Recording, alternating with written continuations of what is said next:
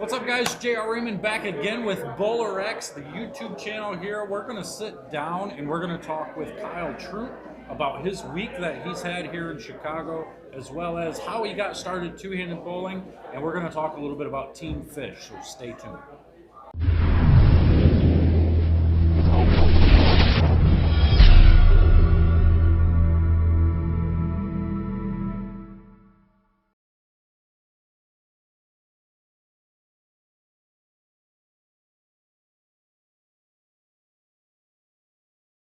All right, what's up? So I'm back. I got Kyle here. He just got done bowling the round of, what is this now? What are we in? Second 8-game block of match Right, so we're play. 16 games in on the second game, or the second round of match play here at the Illinois Open. So you're bowling pretty good. I mean, I saw you bowled 297 out there. What the heck was that? The 297 was actually the end of the block for me after that game. All right. We definitely hit a rocky road after that.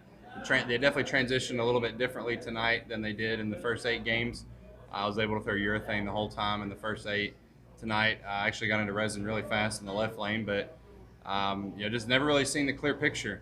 And the guys in the top 5 right now, they're really striking. They're really seeing a good picture every game. So I definitely dropped some spots in the standings, but I felt pretty good. Just wasn't really quite lined up or matched up. So that tells me I'm still feeling physically good, so I can hopefully figure out the right things for tomorrow. Good.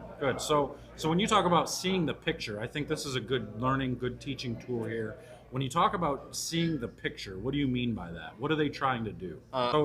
So how does that happen? So we watched Francois, he bowled back-to-back 300s, and then he bowled 150 in the very last game of the block. So how do we go from bowling so well and seeing that picture perfect to all of a sudden now it's like we can't figure it out? How does that even happen? So I would say with this week, with it being 2 different patterns and with only having 2 bowlers on the pair, it really comes down to pair to pair is literally a whole different tournament for the most part. And that's where you're seeing 290, 180, 300, 150. Right. That kind of seems to be the nature of the beast this week. Yeah. But if you can keep those 150s to 2.0s, that's where the great bowlers are really exceeding right now. Yeah, and I think that's one of the things that a lot of the amateurs or the bowlers who aren't out here all the time, they don't quite understand. They think, well, you're a professional, so you should be able to just adjust to anything. It shouldn't matter. You should be able to shoot 220 or 230 every game, no matter what. And I think it's a big misconception that they don't realize a lot of it is a guessing game. A lot of it is trying to figure out the right ball in the right place to play, even though there's ball reps in the back that's saying, hey, these guys played here, these certain people use urethane. That doesn't always matter. That doesn't always give you the right picture that you're talking about. Yeah, I mean, you still have to physically throw the ball and be able to make the right guess the first 2 shots of the pair, because you can take the data that you've gathered, but then, moving forward, you still have to make a good shot and then get the read off of the lane in front of you. Right. So we're going to skip off of bowling and we're going to move into Team Fish, because this is a really cool thing that I think a lot of guys are really paying attention to. A lot of the girls, everybody's paying attention to since you've done it. When did you start Team Fish? So Team Fish started about 3 or 4 years ago with myself and Connor Pickford.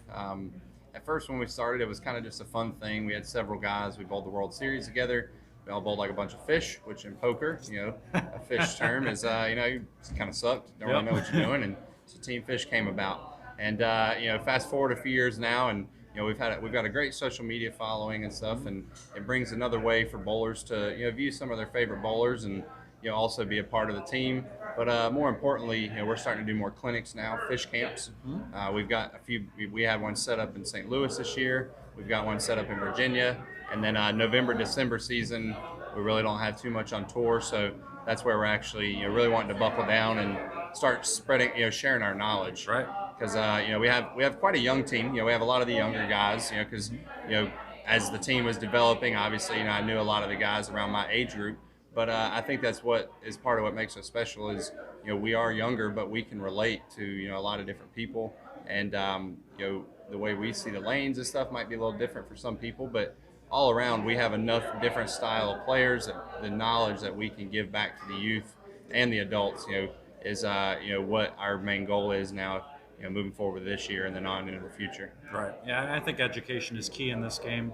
A few of us now are, we've created these YouTube channels to try to kind of spread the knowledge and get people to really look at bowling and to kind of see it as something different than just, hey, chucking a ball down the middle of the lane, trying to knock down stationary objects. And, the other channel, like Kyle and Brad, they've done a really good job with that.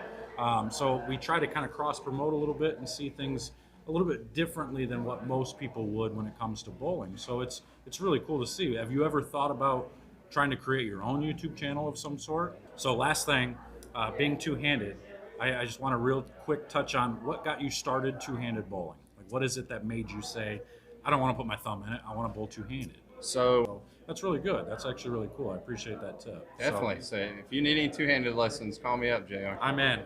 So I appreciate you coming out. Yeah, Thank definitely. you for sitting down with me.